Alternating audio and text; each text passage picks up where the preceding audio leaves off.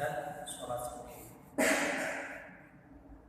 Dengan ganjaran, kalau kita melaksanakan sholat sendiri, itu ganjarannya satu. Itu juga kalau sholatnya diterima oleh Allah dan kalau sholatnya sah. Kalau beda, susah. Manusia gagal juga. Susah sholat untuk diterima oleh Allah, susah. Karena kita kadang-kadang syarat sholatnya, syarat sah sholatnya yang nggak cukup. Pembatalan sholatnya tidak tahu, syarat sah sholatnya tidak tahu, rukun wudunya tidak hafal, pembatalan wudunya pun tidak hafal, sunnah wudu pun kadang-kadang kita tidak hafal. Sedangkan orang yang melaksanakan wudu disyaratkan harus tahu mana syarat-syarat sah wudu, mana rukun wudu, mana sunnah wudu, dan tidak boleh orang yang melaksanakan wudu tidak boleh menekankan mempunyai iktikad sunnah wudu dijadikan fardu, tidak boleh. Contoh, mana? Seperti membasuh tangan, contoh seperti mencuci atau membasuh telinga, itu sunnah. Membasuh telinga itu sunnah, tidak boleh kita etiketkan bahwa itu wajib, karena itu sunnah. Kita harus tahu. Begitupun membasuh muka itu hukumnya wajib, tidak boleh kita mempunyai etikat bahwa membasuh muka itu sunnah. Tidak boleh mempunyai etikat perkara wajib dalam hukum disunahkan, begitupun sebaliknya perkara sunnah diwajibkan. Tetapi kalau kita tetap melaksanakan sholat walaupun kita tidak tahu ilmunya, insya Allah gugur kewajiban kita. Adapun diterima dan enggaknya Allah alam, susah. Karena ada hadis Rasulullah Shallallahu Alaihi Wasallam, man sholat khamsan muta'ammidan lam yahdur qalbu illallah fa huwa asma'u bil Allah. Barang siapa saja manusia yang melaksanakan sholat 5 waktu tetapi tidak bisa menghadirkan hatinya kepada Allah, maka sholat tersebut yang akan membawa kita ke neraka. Orang sholat aja masih diancam masuk dalam neraka, apalagi yang tidak sholat. Karena kalau tidak khusyuk. Karena salah satu tata cara sholat agar diterima di hadapan Allah Subhanahu wa taala adalah khusyuk. Tata cara khusyuk dan tidak pasti. Dan untuk kesempatan kali ini kita baca kepada bab sholat berjamaah. Ganjaran sholat berjamaah itu 27 derajat dibandingkan sholat sendiri. Ya khamsi wa isrina juz'an, dan mendapat 25 juz. Pahalanya beda. Ketika kita sholat sendiri, pahalanya cuma 1. Tapi ketika kita melaksanakan sholat berjamaah, pahalanya 27 derajat. Nah, bagaimana dengan keadaan sekarang? Saya akan membahas keadaan sekarang. Bagaimana dengan keadaan sekarang? Keadaan seperti ini. Keadaan seperti ini. Banyak orang, bukan mereka tidak mau berjamaah, bukan mereka tidak mau melaksanakan sholat. Akan tetapi karena keadaan seperti ini, wabah penyakit seperti corona yang sangat mengkhawatirkan, kalau kita banyak perkumpulan dikhawatirkan akan menimbulkan penyebaran COVID-19 atau COVID-19. Bagaimana hukum berjamaah? Bagaimana kalau kita melaksanakan berjamaah ketika keadaan seperti ini? Ketika keadaan seperti ini, keadaan dilarang.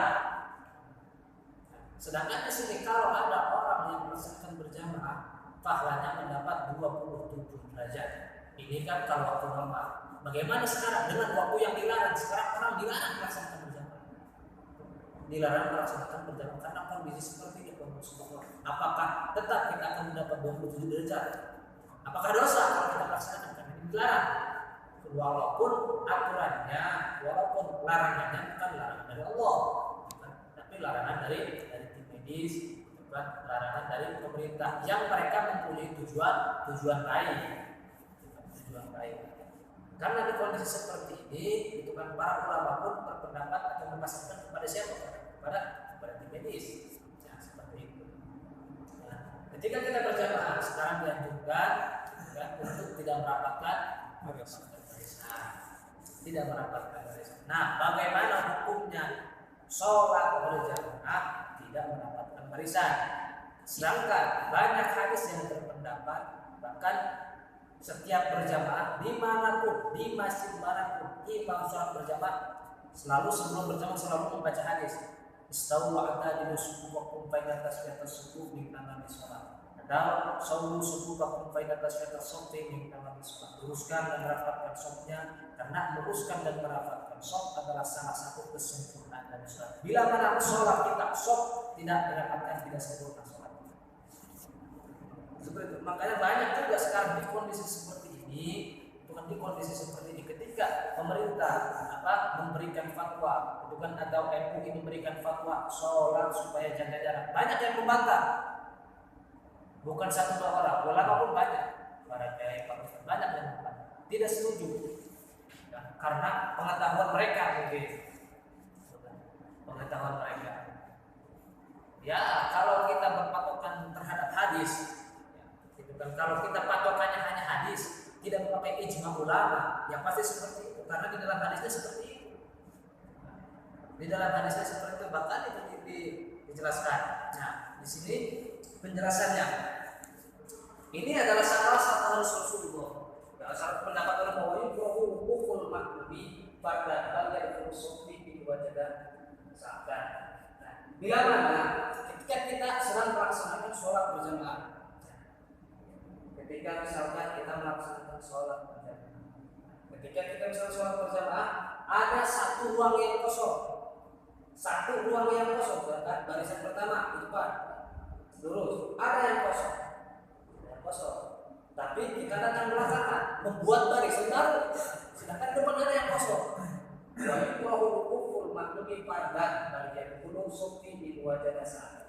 Maka hukumnya kepada makmum yang datang belakangan ketika melihat sof ada yang kosong, dia membuat sof baru dia terus sofa di wajah sana, malah diwajibkan dianjurkan ketika beliau datang belakangan sholat berjamaah ada sof yang kosong, silakan masuk isi sof yang masih kosong. Allah karena diayat tapi kuliah di farjatan saat waktu aktsar. Yang disebut fardar sendiri itu, jadi kiri cukup satu orang, sebelah kanan cukup satu orang. Nah kondisi ini persis seperti sekarang. Ketika kita jaga jarak, lihat di kiri kita masuk satu orang, kanan kita pun masuk satu orang. Sedangkan Imam Ghazali pun berpendapat barang siapa saja ada orang yang sholat, sofnya tidak dirapatkan, kakinya tidak dirapatkan, di sela-sela barisan kita itu di situ ada setan sebesar kambing untuk mengganggu sholat kita supaya sholat tidak khusyuk. Nah bagaimana dengan keadaan seperti ini? Banyak ya yang termasuk di sini juga kan awalnya yang belajar tahu agak susah gitu kan, supaya ada juga salat supaya jaga jarak agak susah di sini juga. Karena mungkin banyak mereka yang tidak mendalami dan tidak memahami. Karena ini kan memang ketika kita melihat penjelasan semuanya mana? Karena itu untuk kesempurnaan. Karena keadaan darurat, darul afasi muqaddamun ala jalbil masalih. Mencegah kerusakan, mencegah para bahaya itu lebih baik daripada menarik dari kebaikan. Ketika kita sholat, rapat barisan, apakah baik? Baik. Sempurna sholat kita sempurna. Tetapi kalau menghasilkan barokah lebih utama mencegah daripada mengobati. Nah itu dalam mafasi muqaddamun ala jalbil masalih. Mencegah kerusakan lebih utama dan lebih baik dibandingkan menarik kebaikan. Nah, kondisi seperti ini juga banyak yang menjadi seperti pendapat kalau misalkan sholat didapatkan dibatalkan, ya tidak ada satu saya misalkan yang terkena COVID-19 bukan karena apa akhirnya bulan karena penyebaran sangat cepat. Nah, bagaimana kalau misalkan sholat seperti ini, hukum status sholat kita ternyata kita korek-korek, kita teliti, ternyata ketika kita sholat sholat barisannya tidak rapat, apakah sholat kita batal? Tidak, tidak batal, tidak akan membatalkan sholat. So, silahkan cari pembatalan sholat ada berapa? Apakah ada di situ? Barisannya tidak rapat, batal? Tidak ada, tidak ada. Idza qala rajulun wal jama'atu fi sholati kurriha ayyatikum munfaridan. Karena ini kaulan ketika ada seorang lelaki masuk melaksanakan sholat berjamaah, maka makruh, hanya makruh hukumnya. Makruh hukumnya berdiri sendiri tanpa merapatkan barisan. Bagi wajah dapat dan wajah fi sholat berjamaah. Mana di depan kita ada yang masih kosong, masuklah. Jangan berjalan jauh. Nah, sekarang timbul pertanyaan, bagaimana kalau misalkan karena kondisi seperti ini dia berpisah sendiri, walau waqafa munfaridan sholat salat. Bila mana karena pemerintah menganjurkan untuk jaga jarak, beliau tidak merapatkan barisan, membuat barisan baru supaya agak jauh jaraknya. Bagaimana hukumnya? Walau waqafa munfaridan sholat salat. Bila mana beliau berdiri sendirian, tidak rapat-rapat sholat itu kasar sholat. Berarti intinya boleh. Tidak ada larangan, tidak ada larangan. Terhadap sholat berjamaah jaga jarak. Oh, berarti nggak sempurna hukumnya. Karena mingkawami sholat itu sepaku. Barisannya diluruskan, dan kaki kita dirapatkan, harus sempurna sholat. Berarti kalau tidak seperti itu tidak sempurna. Itu kalau situasi normal. Situasi normal kalau seperti itu. Bahkan di mana? Di Masjidil Haram. Di situ ada suatu hadis. Hadis Rasulullah SAW yang jadi contoh di Masjidil Haram. Sama di sana juga. Di mana-mana juga hadis Rasulullah waktu itu berlaku. Selagi mendengar umat Rasulullah SAW di Mekah ketika sholat barisan jarak. Tapi lihat sekarang, ketika COVID-19 menyebar di Mekah, di depan Ka'bah mereka tidak merapatkan barisan, tidak. Jangankan ketika datang COVID-19, bahkan ketika datang musim panas, di Makkah Mukarramah itu di Masjidil Haram jaga jarak. Ketika datang musim panas, tidak di dalam hadis itu disebutkan di dalam suatu hadis ketika musim panas maka tidak apa-apa karena sholat di Masjidil Haram itu tidak dirapatkan dari sana. Ini direndahkan. Yang kedua, sekarang medis pemerintah selagi masih PSBB dianjurkan sholat memakai masker. Bagaimana hukum sholat memakai masker, sah atau tidak sujudnya? Kalau sujudnya tidak sah, berarti sholat itu tidak sah. Kalau rukunya tidak sah, berarti sholat itu tidak sah. Sekarang kita kembali kepada syarat sah sujud. Ketika kita memakai masker, otomatis berarti bibir kita, hidung kita tertutup. Sujud. Tidak mencium tempat sujud. Bagaimana hukum sujudnya? Di dalam syarat sah sujud, di situ hanya dianjurkan ketika kita sujud, diantaranya telapak tangan tidak boleh terhalang. Telapak tangan pas sujud, telapak tangan. Yang kedua, ketika kita sujud, yang pertama datang itu dianjurkan bukan tangan. Lutut dulu, jangan begini. Itu bagi yang normal. Bagaimana bagi yang misalkan asap urat? Asap urat susah kan? Kadang-kadang kalau udah yang tua kan, subhanallah, ketika sujud tangan dulu sebelah gitu kan. Nah itu tidak jadi masalah karena anak umur. Nah kalau kita orang yang sehat ketika subhanallah tidak, nah ini dulu baru kita seperti itu, kan? Baru tangan. Nah seperti ini.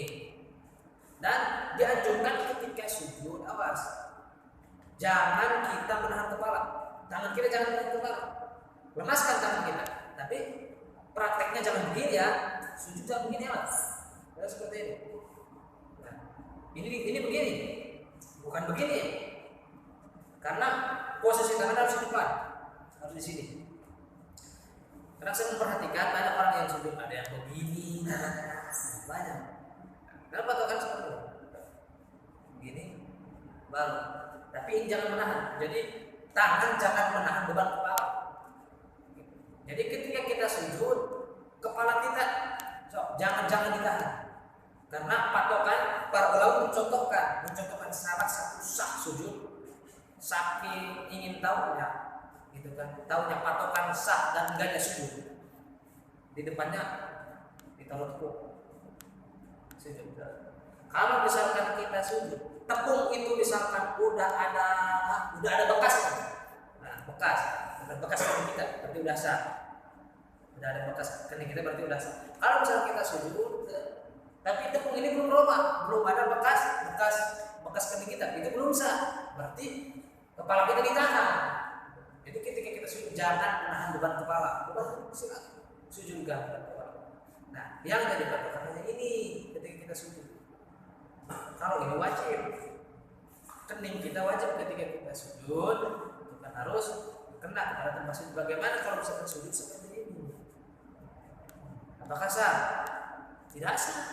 Kalau sujud seperti ini, memakai ada orang memakai peci, seperti atau misalkan ada orang yang tidak memakai peci, rambutnya panjang. Kalau rambutnya sampai semua menutupi, misalkan seperti ini, sujud tidak sah. Bagaimana kalau misalkan satu, ada selai misalkan sedikit, tapi sebelah kiri sampai sebelah kanan bisa kena sujud. Sah. Hanya sedikit. Kalau semuanya menutupi, nah itu tidak sah. Nah, bagaimana dengan hidung dan bibir itu hukumnya sunnah. Sunnah disunahkan ketika sujud, hidung kita ditekankan kepada tempat sujud dan bibir kita diciumkan kepada tempat sujud. Berarti orang yang sholat memakai masker itu tetap sah sujudnya. Adapun tetap sah sujudnya berarti sah sholatnya. Terkecuali misalkan ketika kita sholat memakai imamah, memakai imamahnya panjang, ketika kita sholat imamahnya turun ke sini, jatuh ke lantai, tetapi posisinya nempel di kepala.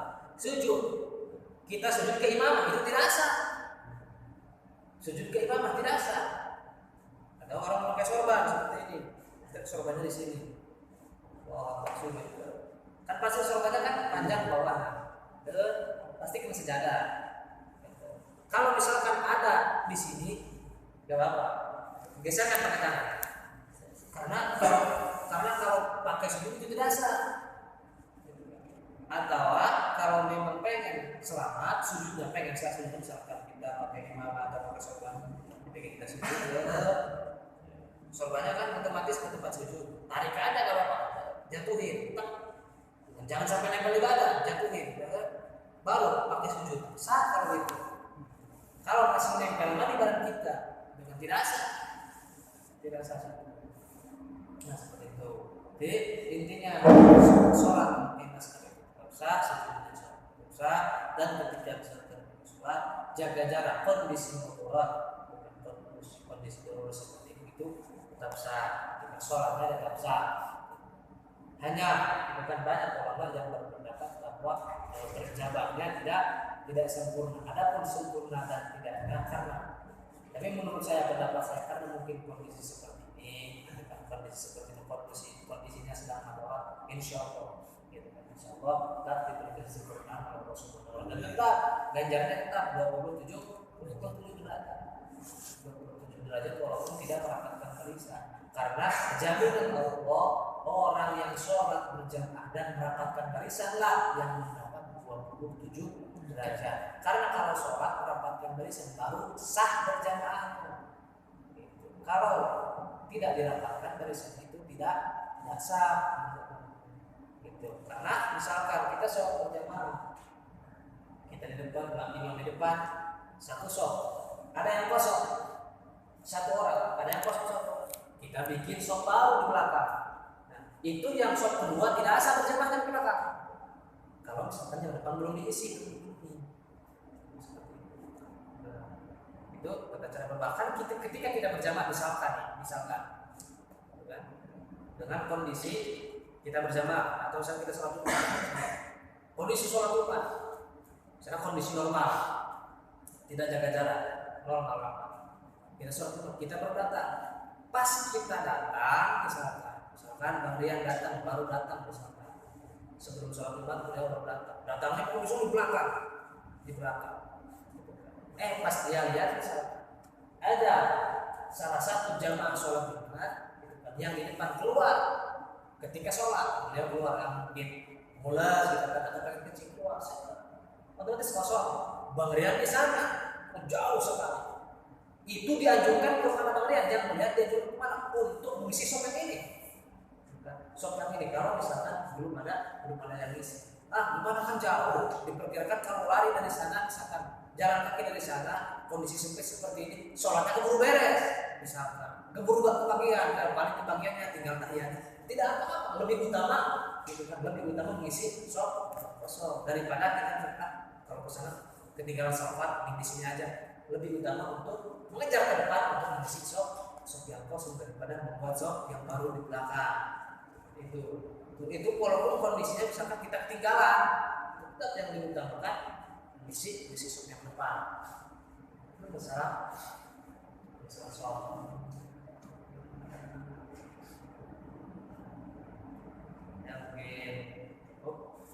Ada pertanyaan sekarang? Yang durasi sementara jangan.